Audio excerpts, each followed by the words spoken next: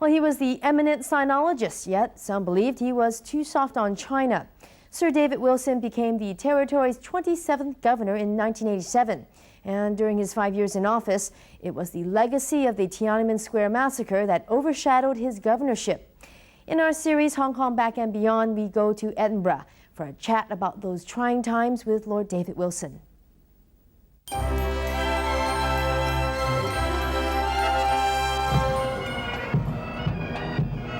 Did you ever expect to be governor of Hong Kong? And what were your thoughts when you were offered the position? It was in slightly strange and rather sad circumstances. You probably remember my predecessor, Sir Edward Youde, had died when he was on a visit to Peking. And I was in those days in charge of British relations with Asia and the Pacific.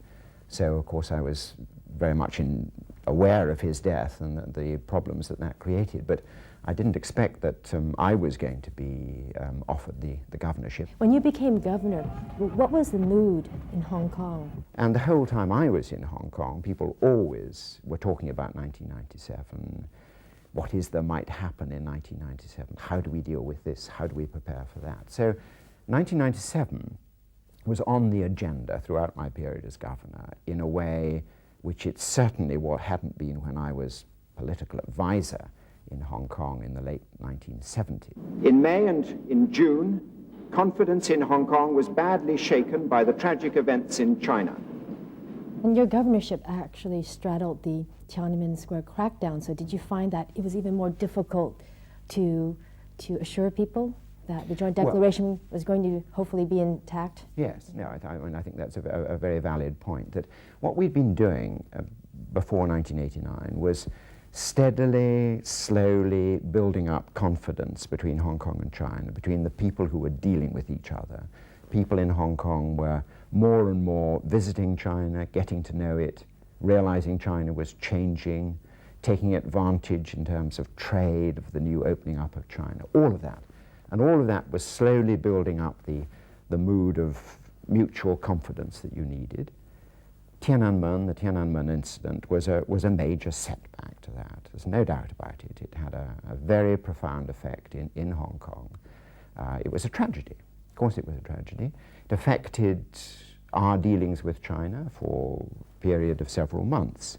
And I think it affected morale in Hong Kong and views about the future.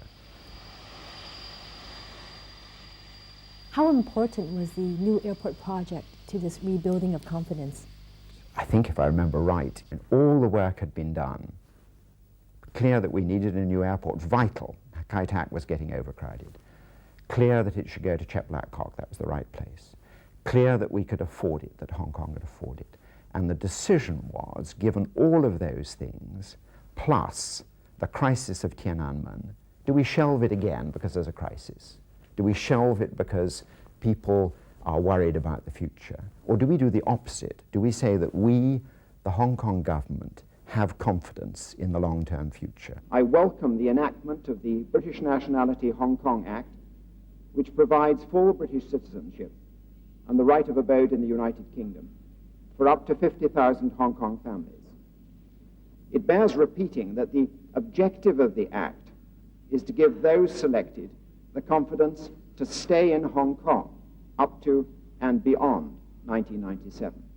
Well, you had to make the announcement that so many passports would be given. Was that difficult for you? Because that represented a small percentage. You mean because it would have been nicer to have more? Difficult in a way. I was arguing for more, but you have to be realistic. And from the British point of view, even giving the number 50,000 heads of household, that was a big political difficulty for the British government. And for the British government to press for that, I know they felt they were taking quite a political risk in British terms. And will there be a risk for Democrats in Hong Kong terms after the handover? As I see it, political parties will go on in Hong Kong. There's no question of that. They are an important part of the whole political structure of Hong Kong, and they will continue.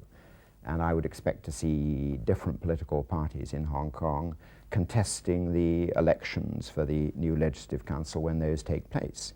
What is the future for Sino-British relations post-97? That's the sort of question that requires about 3 volumes of a book to answer. I mean, I hope that the future is for a good, sound relationship. China is an extremely important country. Will become, I think, more important over the next 1, 2, 3 decades. I hope that Britain will establish a good, lasting, deeply based relationship with China over the next few years, next decade or so. What will you be thinking of when you see the Union Jack coming down? I don't know what I shall be thinking of. I'll have very mixed feelings.